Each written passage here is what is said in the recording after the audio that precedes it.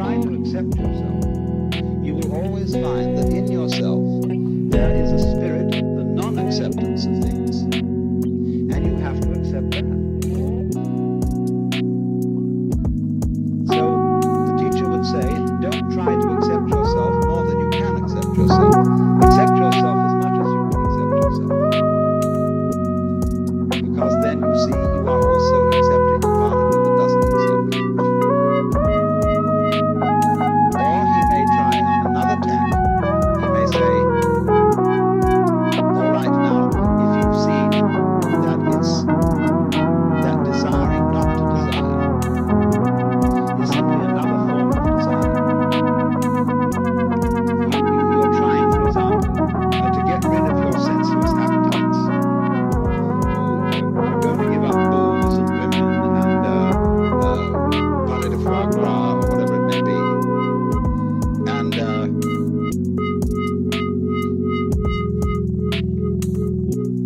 you then think, well, now, yes, this I must do. And eventually, you find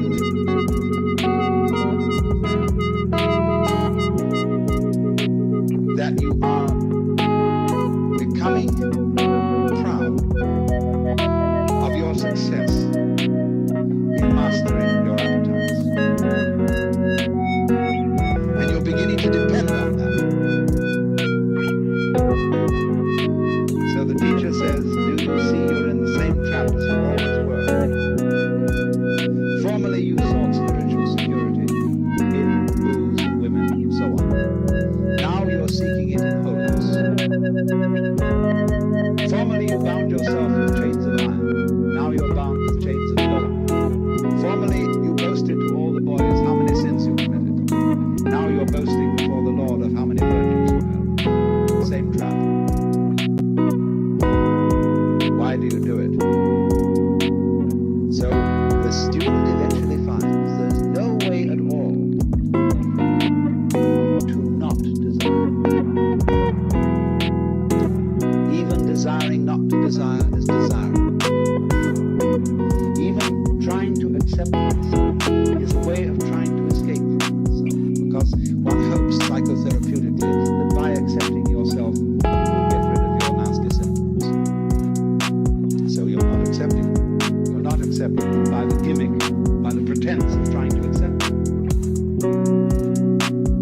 So this is the way in which the dialogue of Buddhism begins to work. And as it progresses step by step, let me try and show you a little bit more how it works, because I'm shortening it enormously in order to give you an outline of the whole thing. What is going on between the teacher, the student, the Buddha, and his disciples is not merely a dialogue. There is the verbal dialogue, yes, that goes on. But there also, it spread over a long period of time. And in the intervals, the students are practicing meditations, making efforts to control their minds, emotions, and practicing those things which are the Buddhist equivalents of yoga. So that in parallel to the intellectual discussion, there is going on a total devotion of one's whole being to a quest, morning, noon, and night. And so you see this works up a very simple psychic. It makes the student put a very considerable psychic investment in the class.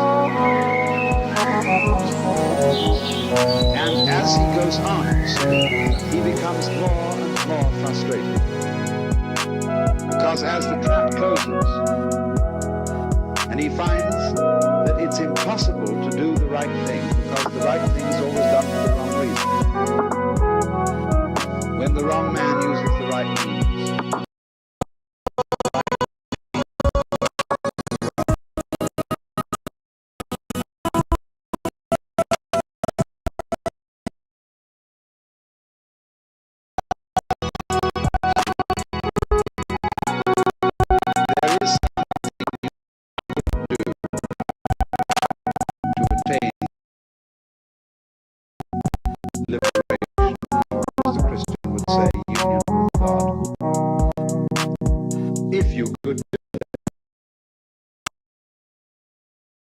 But the Christian would say, by reason of